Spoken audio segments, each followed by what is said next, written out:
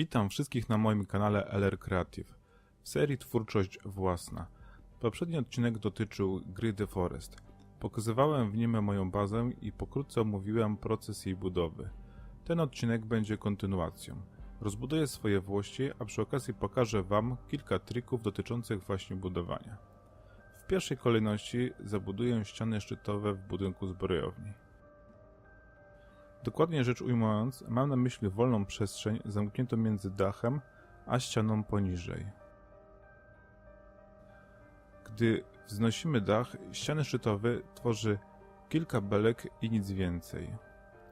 Jest to według mnie brzydkie. Na szczęście znalazłem sposób, aby te dziury zabudować. Zacznę od postawienia pojedynczej kolumny skłody. Wybieram niestandardową ścianę.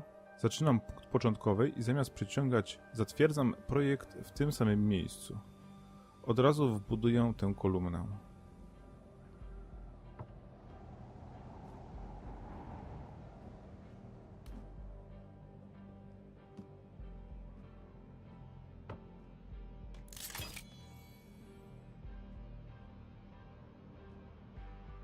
Następnie wybieram niestandardowy dach i wstawiam go na ścianie, nad którą znajduje się powyżej otwór, a następnie opieram na kolumnie. Tym samym wznoszę dach do takiej samej rozpiętości, co wcześniej wybudowany, tylko bardziej wąski. Sprawia to, że dach ten wygląda jak ściana. Obejrzę jeszcze to, jak wygląda z drugiej strony. Jest ok, akceptuję projekt i lecę po kłody.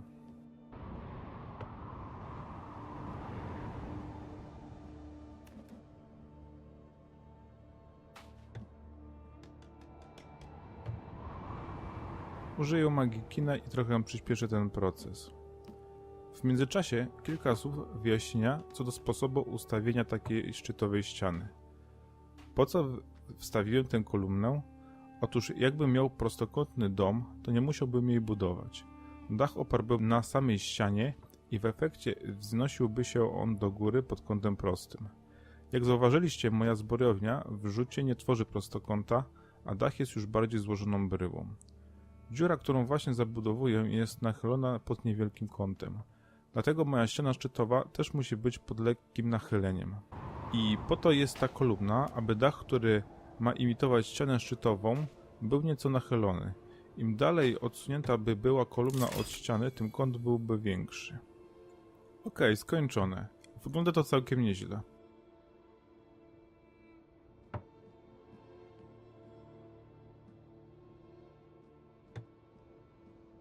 Ta lampa z czaszki trochę teraz tu nie pasuje, ale to zaraz ją usunę.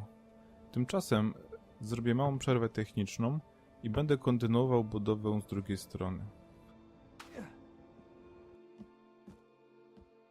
Ok, w międzyczasie przenocowałem i przyniosłem sobie materiały do budowy.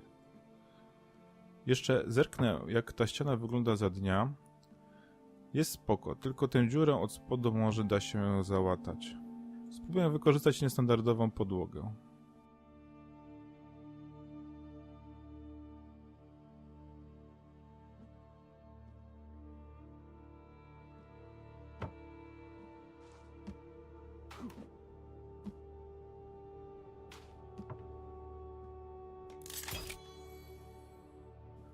Ok, wyszło to całkiem nieźle.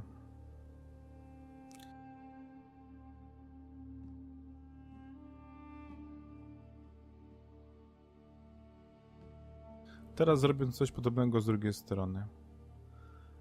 Podobnie jak wcześniej, stawiam kolumnę z bala.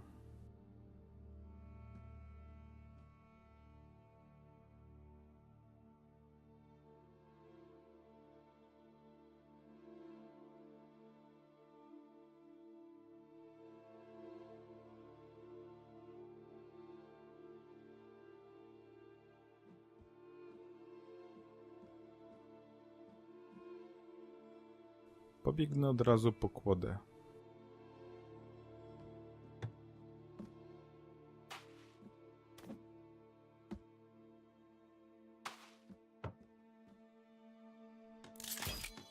Następnie wstawiam dach. Łapanie kolejnych punktów zaczepu jest w tej grze czasem upierdliwe, ale przy odrobinie cierpliwości można osiągnąć oczekiwany efekt.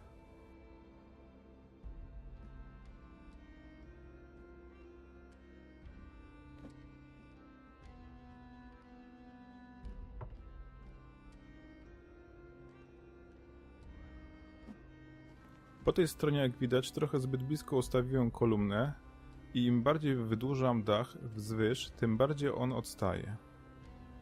No nic, dam to do połowy wysokości i myślę, że będzie to dobrze wyglądać.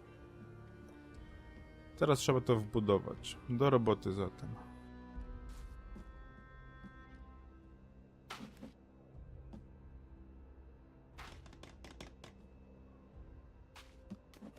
Teraz jak tutaj ciągle biegam z tymi balami, to dochodzę do wniosku, że ta przestrzeń między schodami a wejściem do zbrojowni jest niewykorzystana. Zastanawiam się, co tu można by było zrobić ciekawego. Na pewno nie będzie to kolejne pomieszczenie. Może tu zrobię jakąś wiatę? Tak, myślę, że to dobry pomysł. Przy okazji pokażę wam, jak można wykorzystać pojedyncze kolumny z bali.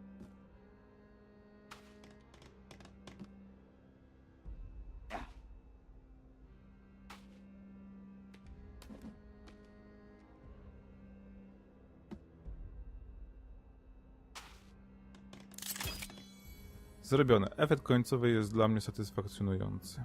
Robię przerwę techniczną i biorę się za budowanie wiaty.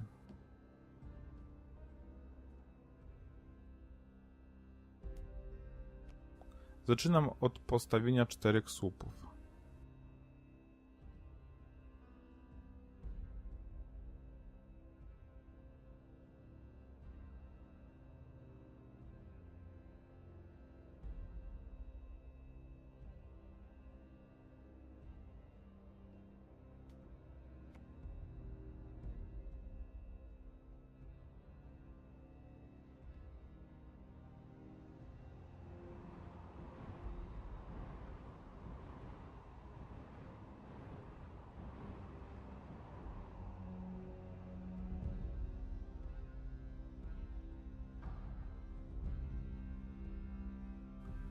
Nie będę opierał dachu wiaty o ścianę zbrojowni, gdyż w miejscu tym będzie za bardzo naćkane tymi balami.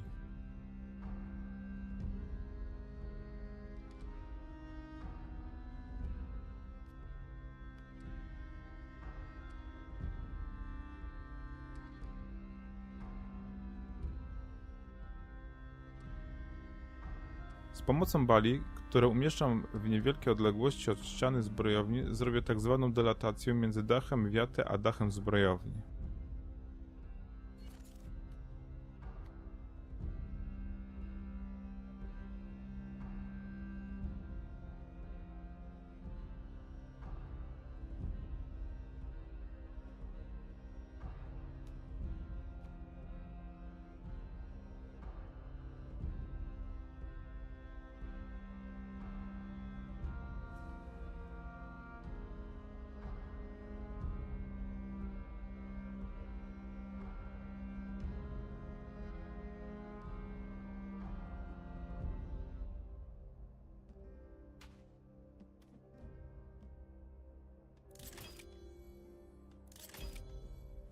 Swoją drogą, takie słupy można też zrobić z kamienia.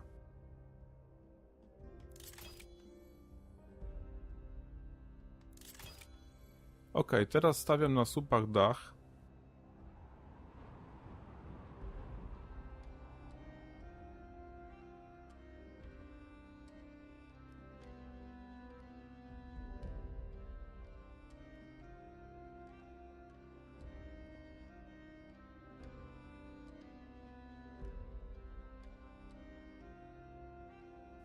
Nie będzie on za bardzo spadzisty, gdyż chcę, żeby się ładnie komponował z dachem zbrojowni.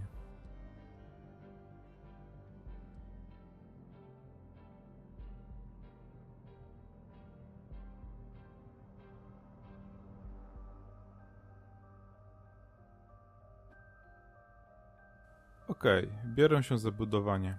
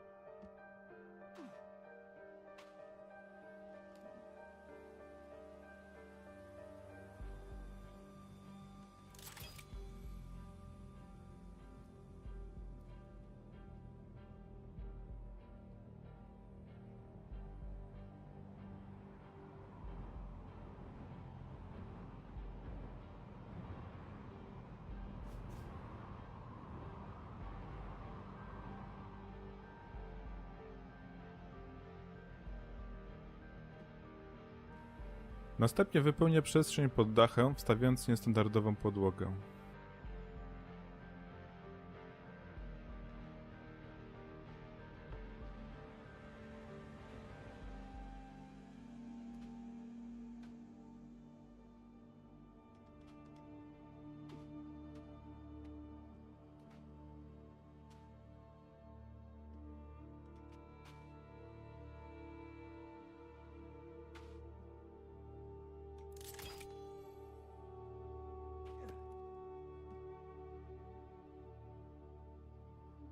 Efekt końcowy jest spoko. W tym odcinku byłoby już wszystko. Jeśli podobał się Wam ten materiał, proszę o łapki w górę i subskrypcję. Zapraszam również do obejrzenia poprzedniego odcinka, w którym, jak już na początku wspomniałem, oprowadzam po całej bazie i omawiam, jak odbywała się jej budowa.